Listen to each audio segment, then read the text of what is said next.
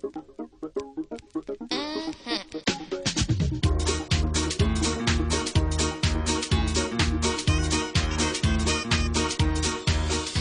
répété que pour avoir une poussée efficace et puissante, il fallait que la jambe qui ne va pas pousser soit la jambe qui tienne le poids du corps.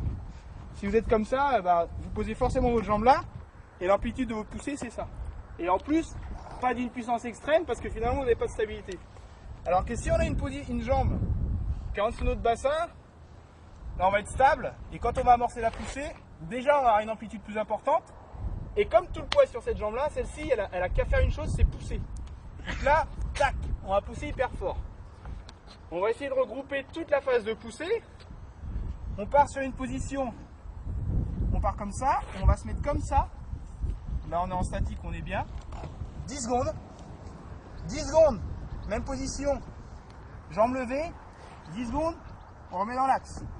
Alors on va voir tout de suite les problèmes d'équilibre. Ceux qui n'ont pas le bassin droit, là ils vont être pas mal. Là ça va être un calvaire. Et là ils vont être ça va compenser le genou, les hanches, les épaules, les jambes, ça va être horrible. Donc on se met bien, on avance comme j'ai dit tout à l'heure. Si vous baissez les fesses mais que vous n'avez pas avancé les genoux, pour les quadris ça va être horrible. On avance bien les genoux, on se met comme ça, 10 secondes, on lève comme ça 10 secondes. Pour ceux qui préfèrent, on met la jambe là, on est stable, 10 secondes derrière. On fera pareil sur votre jambe, tac, on lève, et après on fera comme ça. Si je vois que 10 secondes c'est trop long, on partira sur 7-8 secondes. Et je veux pas devoir des bassins non plus en translation latérale, ça reste bien là. Vous voyez là ça vient tout seul. Et c'est pas... non, on est bien. Tac, et sur l'autre pareil. Alors je vous demande pas non plus de me la faire, ouais je suis souple, j'ai fait le cirque de machin chose. Non, non. On est sur une position poussée quoi. Tac, tac. Ok. Donc on lève le pied d'1 ou 2 cm, pas plus que ça, et on essaie de se tenir sur une position où on a le moins de correction possible, comme ça, non, on est stable. C'est quand tu es comme ça là, ouais. Comme c'est un peu dur d'être comme ça, et bah tu as tendance à mettre du poids sur la droite de ta jambe pour que ça fasse un système de balance. Donc du coup tu fais pivoter tes épaules comme ça. Alors faut que tu restes dans l'axe. Voilà, donc comme ça, je veux dire que ton quadrille il prend. Si tu avances ton genou, ton poids il va être au-dessus de ton pied. Du coup ça, je dis pas que ça va être facile, mais tu vas être quand même vachement plus à l'aise, tu vois.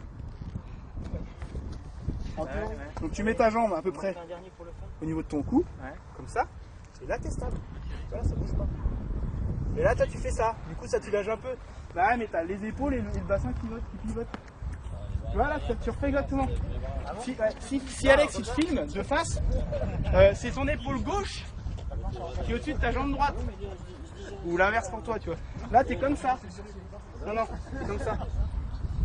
Et oui, du coup c'est vachement plus dur pour la jambe. Bah oui.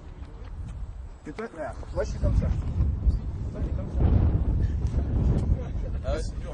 Parce que tu mets, en fait, comme c'est ta jambe qui supporte tout, si tu as un peu de poids à gauche, un peu de poids à droite, c'est plus facile que si tu peux mettre tout le poids à gauche.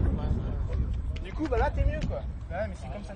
Et en plus là t'es beaucoup moins compact que là quoi. Là je suis compact.